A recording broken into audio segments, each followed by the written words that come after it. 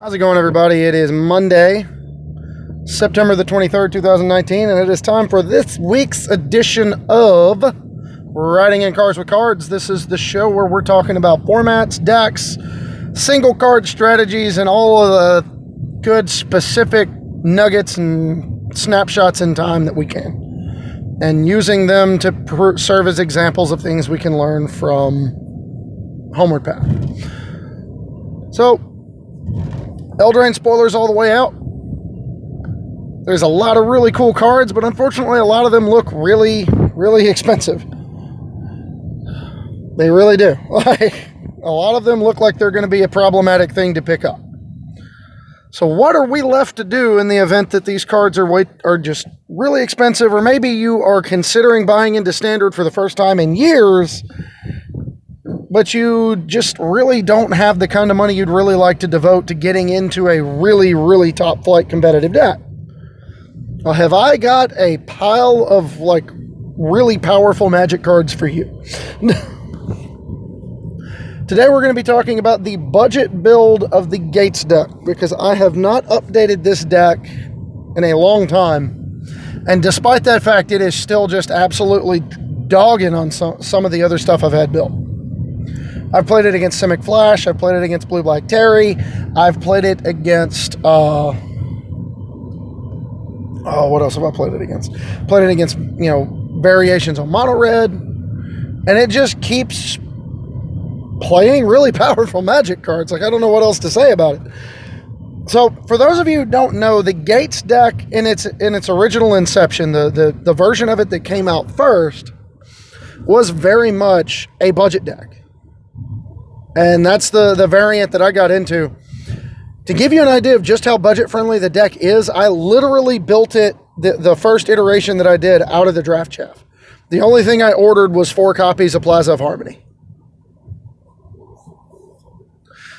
So, to give you a rundown, you are part ramp deck and part, over-the-top mid-range deck from a design perspective. So, the deck building constraint you have to buy into is playing a bunch of lands that enter the battlefield tapped. Upwards of 16 to 18 lands that enter the battlefield tapped. I capped it at 16, personally. 16 Gates in my deck, plus 4 Plaza, and it was 4 Plaza and 4 basics, I think. Or no, 4 Plaza, 2 shock, or 4 Plaza, 1 shock land, 2 basics. 3 basics. Regardless, the number of lands that are going to enter the battlefield untapped for you are going to be small. It's not going to be a lot of them. And in the words of Patrick Chapin, if you're going to buy into a linear, you better make sure you're getting paid for doing it. And that is why the Gates deck is so intriguing.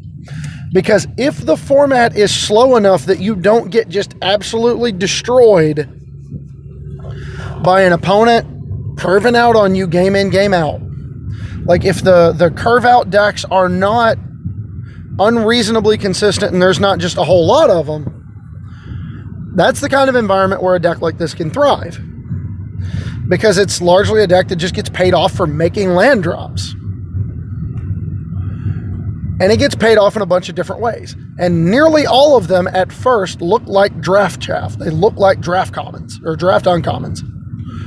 Borderline all-star Magic cards in draft formats, but not super playable in Standard, at least at first. So what are we talking about? What kind of payoffs do we have? Well, there's 4 big ones that the budget version is playing. First and foremost, we got to get on the bleat down plan. Yes, I said that right. I did not stutter. I did not mince my words. We got to get on the bleat down. So we are playing all 4 copies of Gatebreaker Ram. Gatebreaker Ram is a 3 mana 2/2 that gets +1/+1 for each gate you control.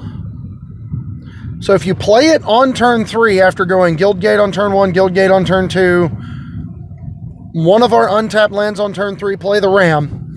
Ram's a 3-drop 4/4. It's really efficient. especially when it has Vigilance and Trample, because it has other text on the card. So if you control 2 or more gates, Gatebreaker Ram has Vigilance and Trample. So your 4/4 that is going to grow and then also like plays offense and defense. Like, that's a start, but like just a big creature is not enough, right? Well, no, it's not. It's definitely not. Big creatures are never enough on their own. But that's why we have other cards. There's another big creature, and that big creature is Gate Colossus, who is printed mana cost of 8 for an 8/8. Can't be blocked by creatures with power 2 or less. So it doesn't have trample. It just says no chump blocks allowed. At least not your normal definition of chump blocks. You got to trade like a premium creature to gain 8 life against that thing. And then it also has additional text on the card, which makes it powerful. Whenever a gate enters the battlefield under your control, you may put Gate Colossus from your graveyard on top of your library. And that lends a lot of synergy to our next card, which is the Heart and Soul. It's the beating heart of the Gates archetype. And that is Guild Summit. Guild Summit pays you off 2 different ways in this deck. The first is, you get one down on turn 3 on the play. It's just going to draw you a bunch of cards just for hitting land drops the rest of the way. But it's also a ramp payoff. It's also a way to refill your hand later in the game. It's both a progressive card advantage engine that just gives you little bits and nuggets of card advantage over the course of a game. But it's also just a huge one-shot card draw effect, all in the same card. So for those of you who don't know, Guild Summit is 2 and a blue, buys you an enchantment, and when it enters the battlefield, you can tap any number of untapped gates you control to draw that many cards. Think about that for a minute. I just casually did this the other day, playing the deck in person, where I baited a counter spell with another card so that I could tap my opponent's mana and get this Guild Summit down. And Guild Summit just comes down after attempting to cast something else and drew 5 cards. Yeah, it was a sum total of 8 mana. But drawing 5 cards is a lot. Like, that used to be the going rate, 3 plus X. That's Stroke of Genius. That's Stroke of Genius. That's draw X cards used to be 3 and then X. The difference is you're not out all that mana if the spell gets countered. You're only out 3. But then it also has the text on it that whenever a gate enters the battlefield under your control, draw a card. Note that this is not optional. It is a mandatory trigger. And I have won games against the deck specifically because of that mandatory trigger. Opponents have gotten greedy, gotten too many copies on the board, and just decked themselves while I just made sure I didn't die. So, that is definitely a thing that can happen with this deck. You will, some amount of the time, you will just draw way too many cards, and the size of the deck that's left is going to be a problem.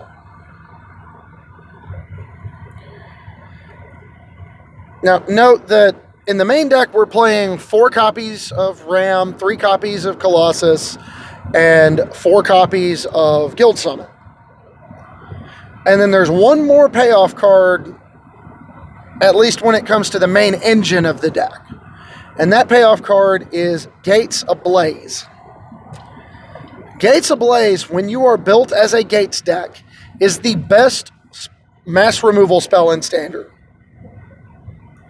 It is 3 mana, 2 and a red. Deal X damage to each creature, where X is the number of gates you control. Think about that nonsense for a minute. What are the other spells that we're casting for 3 mana that clear the board? There's Cry the Carnarium, which only kills 2/2s or smaller unless combined with another card. And then there's Flame Sweep, which only kills 2/2s or smaller, except when combined with another card. Once we start getting into 3 and up territory, we're looking at cards like Witch's, what is it? Witch's Revenge. I can't remember the name of the card from Eldraine. That is 4 mana. Creatures of the type of your choice get -3/-3. Or you've got cards like, Ritual of Soot is just all 3-drop or less creatures. But Gates Ablaze scales as the game goes longer and just obliterates mid-range decks. Because they invest so much time and effort into hitting land drops and pulling ahead on mana and playing all these lands in their deck. And then they play all these big dumb creatures, and then you just kill them all by hitting your land drops and casting the spell. They just die. They're gone. Get out of here.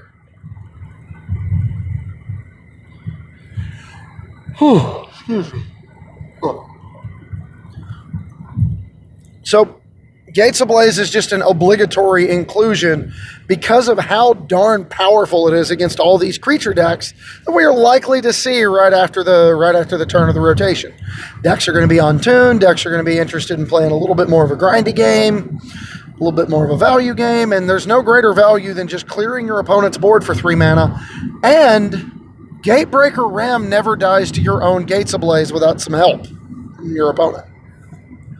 Gatebreaker Ram notably being a 2/2 that gets +1/+1 for each gate you control. So Gates Ablaze will only ever reduce it to 2 toughness on its own.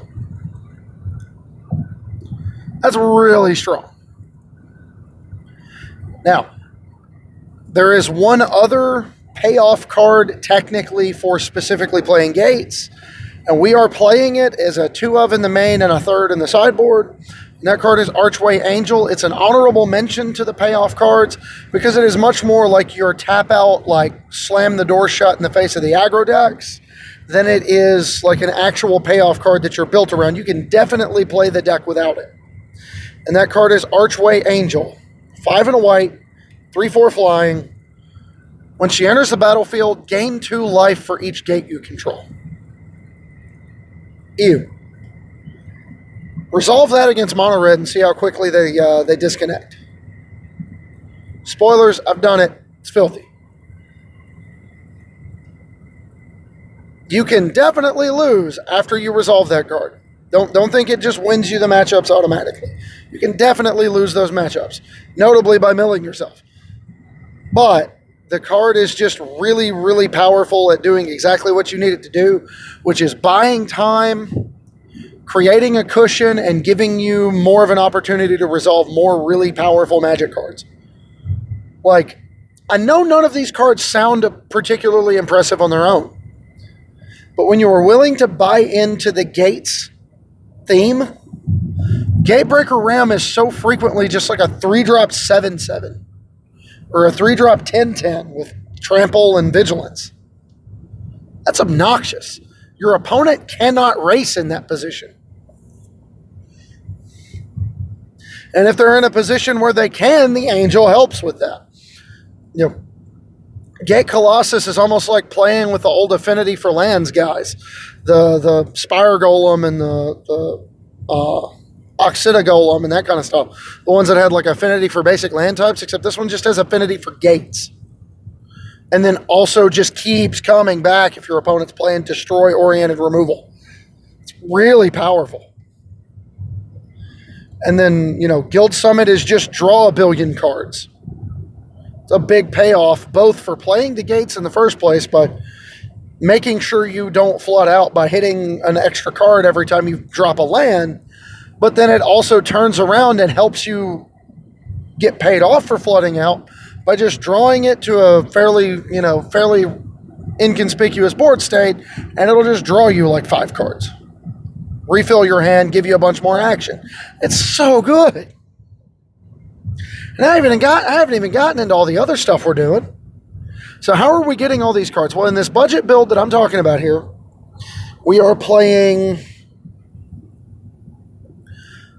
4 copies of Growth Spiral, 4 copies of Circuitous Root, and 4 copies of Arboreal Grazer, because if you're going to be a ramp deck, you may as well go jump in with both feet. And the Arboreal Grazer definitely leads to some of your more interesting draws, wherein you can do silly things like go turn 1 Grazer, play a Guildgate, This has happened. I've gotten kind of the aggro draw from the deck a couple of times now, where you go turn 1 Forest, Arboreal Grazer, drop a Guildgate, and then on turn 2, we play our other ramp card, which is 3 copies of Risen Reef. And Risen Reef on turn 2 is disgusting, especially in this deck where you're not supposed to be able to really even reliably cast it on turn 3. But between cards like Arboreal Grazer, Growth Spiral, it's not out of the realm of possibility to not only cast it, but cast it a turn early sometimes. Sometimes it's just how the hand shakes out. You play land, like you play Forest into Grazer, into Simic Guildgate, then untap on 3, or untap on 2 and go like Plaza, cast a Risen Reef, hit another Guildgate. Now we're cooking. Like, let's go. Let's go. Let's get this thing over with. And the dedication to the ramp payoffs is huge because, I mean, frankly, there's not a lot of other things we're doing. Other versions of this deck have run cards like Niv Mizzet Paran as a way to just, jam a giant thing on the board. But given the state of the standard format post-rotation, I don't love Niv Mizzet because I think Narset is going to be a big portion of the metagame. And then you are... Other than all these ramp spells and all these payoff cards in Colossus, Ram, Angel, Guild Summit, you're a collection of removal. Maybe a little bit of counter magic if you're feeling frisky. A little bit of card selection. I don't know what you're in for. I believe the version that I'm playing right now is playing 3 copies of Lava Coil. And then, of course, your 3 copies of Gates Ablaze. And then right now I am playing more white than red as the third color. It's more Bant splash Gates Ablaze than it is Teamer splashing Archway Angel. So I'm playing Prison Realm as an additional powerful spot removal spell. Prison Realm notable because it gets planeswalkers or creatures, and it scries. And it's only 3 mana. So... not irrelevant. And yeah, I mean, that's kind of where we are right now. And then the last edition that would take this over the normal budget constraints, the thing you can do to mitigate this is to play the 4th Gate Colossus in the main deck, or to play like a one of Niv Mizzet and go more Teamer in your mana base. Or just again, go more Teamer in your mana base, but play an Expansion Explosion as another powerful ramp card. But I am playing a singleton copy of Hydroid Krasis. It's 1 copy because it's all I have. Full disclosure, I traded for a single copy of Hydroid Krasis. And the card is really powerful. Especially when you're wanting to hit a lot of land drops and accelerate your mana along the way. Now, in the mana base, the ideal version of the deck is going to play Field of the Dead. Let me get that out there. Field of the Dead is an obligatory include into this deck. It's not going to throw your deck super high over budget, but if you don't want to get them, I understand. If you're feeling shaky about playing a 4-color deck with a colorless land that enters the battlefield tap, like, I get it. I'm not going to knock it. Like, I understand. But the sheer ease at which this deck can enable that card is insanity. Field of the Dead itself is 1, and then we're playing 4 different Guild Gates, plus Plaza of Harmony, plus basic lands, plus a shock land. In my case, I think I'm playing 1 Steam Vents. Because you want untapped blue or red on turn 3 for,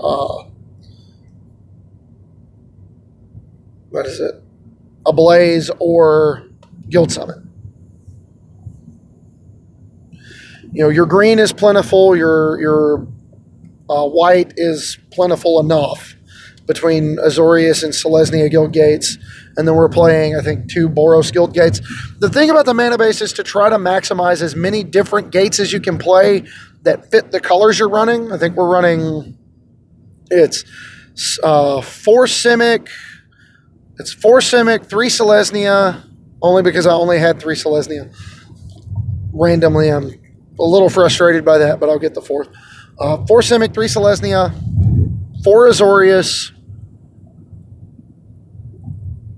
2 Boros,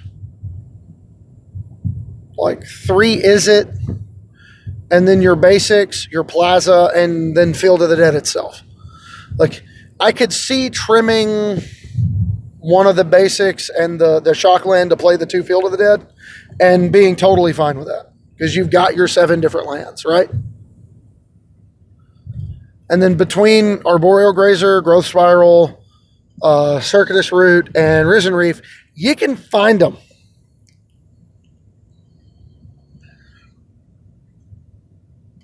Now, how do you handle sideboarding with this deck? Now, notably, I'm playing 26 lands. I can see the argument to go up to 27 and cut like one of the ramp spells. You definitely need to make sure you have all the payoffs because you are going to get a ton of lands into play nearly every game. Now, bear in mind, this also does not currently use any new Eldraine cards because I have not figured out what I want this deck to look like with new cards. It's going to be a labor of love. It's going to be something I'll work on for a little while. But how do we approach sideboarding with this deck? Well, right now, the way I'm looking at it is I'm playing a handful of utility creatures in the sideboard, notably because we're playing more of a Bant skew than we are a Teamer skew. Knight of Autumn and Deputy Detention are much more respectable creatures when you're sideboarding against aggro. Knight of Autumn being able to trade aggressively against X2s and gain 4 life. Or, in like a Wilderness Reclamation matchup, it's an answer for Wilderness Reclamation. And against more controlling decks, it's just another threat. It can come down and be a 4-3, and your opponent may or may not waste a removal spell on it. Like, that's a matchup where your Gates Ablaze probably goes either down or all the way out anyway. So having access to a couple more threats is rarely bad. Deputy Detention's kind of the same thing. It's really good against aggro, especially against like the Elementals decks that are going to be putting a bunch of tokens on the board, or the Knights decks that are going to be putting a lot of the same kinds of creatures, and you just get them all. It's a detention sphere. Force your opponent to have a removal spell to get rid of it. That makes your other creatures better. Like, come on, that's exactly what you want there. And then some amount of counter magic for your control opponents. And then I can see the argument for, kind of however you want to do a little semi-transformation. I don't love doing a Planeswalker approach because even with Gates Ablaze, I don't think you can protect them particularly well enough. Like, the best Planeswalker to have access to when you're playing a ramp deck normally is Nissa, but Nissa is a non-bow with your Gates Ablaze because Gates Ablaze kills all your dudes. So that's not a good place to be. But I could see going like Narset Saheeli or Narset and Teferi Time Raveler alongside Sarkhan the Masterless and kind of transforming into this Planeswalker mid-range deck. Tamiyo is really good too if you've got the budget to do that. If you don't, right now I think we're playing the 4th Colossus and then 2 each of Knight of Autumn and Deputy, and the 4th Risen Reef in the sideboard to give you the ability to go more aggressively into the ramp package and just try to hit a bunch of payoffs against control. And mid-range decks, for that matter. Like, if you're up against a mid-range deck that is fairly threat light and is just wanting to play powerful cards, getting to your powerful cards faster is not a bad thing. So that's all I've got, everybody. We're talking about the Gates deck this week. So, there's a ton of stuff going on with it, but it's not a wheel we need to reinvent. So we're pulling in the driveway now. So that's all I got. The nicest thing about this deck is the price tag, right? Because despite the fact that you are a 4-color deck, your mana base will run you like $5. I'm only exaggerating a little bit. Like, if you don't have the Shockland, like I can see cutting the Steam Vents for Field of the Dead. So if you have to get Field of the Dead plus 4 copies of Plaza of Harmony, that's going to run you like $9 or $10. And then the entire rest of the main deck, if you don't play the 1 Krasis and just move the Colossus to the main, is going to cost you like another $10. I think the most expensive main deck card, if you're not playing Krasis, is going to be probably Growth Spiral at like $1, if that. So this is one of the best budget decks there is. And the best thing about it is you can take that Guildgate oriented mana base and you can play other archetypes within it. For example, there for a while I was playing, and I still have it built on Arena, Wilderness Reclamation Gates. So the idea of playing these ramp spells, namely Growth Spiral and then Arboreal Grazer, I think I'm still playing, I can't remember. But you play these ramp spells, and then you get to a point where you can just jam a Wilderness Reclamation, and then you skew your mana base more Temur anyway because you want to be able to resolve Explosion with Wilderness Reclamation. Well, if you're already on that road, Niv Mizzet becomes a natural inclusion. Niv Mizzet is really good when you're playing Wilderness Reclamation, but it's also really good alongside Guild Summit later in games, where you can just cast a Guild Summit, tap a bunch of lands, and draw a bunch of cards and kill a bunch of stuff. Or just, draw 6 cards, dome you for 6, attack you for 5, let's close this game out. Like, the fact that you can do a lot of different things within this shell, even though the mana base is super, super dirt cheap, is a big deal. There's also incidental life gain all the way up and down the deck. Incidental advantages against aggro decks between cards like Plaza of Harmony gaining you 3 life, Arboreal Grazer being really good against all the 2-power creatures. Just stonewall them. Just keep stonewalling them. The fact that Arboreal Grazer has reach is not nothing. It just blocks all the Spectral Sailors or the God, I can't think right now. It blocks Thief of Sanity. Like, it's just really good at doing what you need it to do in this deck. And then, Growth Spiral putting extra lands into play. Gatebreaker Ram is just a big wall against aggro, as are the numerous 8/8s in the form of your Gate Colossus. When you sideboard, if you're playing against one of the white aggressive decks and they're boarding, they're playing cards like Conclave Tribunal, Knight of Autumn's already pretty good against them because you can just play it as a 4/3 to wall up. You can play it as a 2/1 to trade and gain 4 life. You can play it to blow up a Conclave Tribunal and get your Archway Angel back and gain a bunch of life, or whatever you're doing, right? Like, the most beautiful thing about this deck is the list I've laid out today is like your starting point. And while it is not a long-term deck that is going to be like super good forever, it is one of the best things you can get into if you have an extremely tight budget and literal no cards. Like, obviously, if you have a mana base that's a little bit more complete and you've got access to a little bit more capital, you're going to want to get into something else. I'm not going to sugarcoat that. Like, this deck is not going to be a world beater by any stretch of the imagination, but my heavens, does it do some powerful things. And that's one of the best things you can ask for out of a budget deck. The fact of the matter is, this budget deck is a better ramp deck than some of the dedicated ramp decks out there, as far as getting paid off for doing what it does. You're going to draw a bunch of cards. You're going to play big, stupid creatures that are really hard to remove. It's just really, really good at what it does. So that's all I've got this week. Thanks again for watching, listening, however it is you're consuming it. You got questions, comments, concerns, leave them down below. If you're watching on YouTube, leave them down below here. If you're watching via the link on either Twitter or the Facebook group, obviously leave them in the comments under that. If you are a patron of the show, you have the option to get a deck that you like done on this show. I want to see some patron deck lists. I know there's not a whole lot of y'all, but I know y'all got ideas. I'm looking a couple of y'all in particular. I know y'all got some ideas. So I want to see some of these. I want some sweet decks to profile from the people that are supporting this channel, because I want to get y'all's creativity out there too, because y'all are some wild ones. Let me tell you.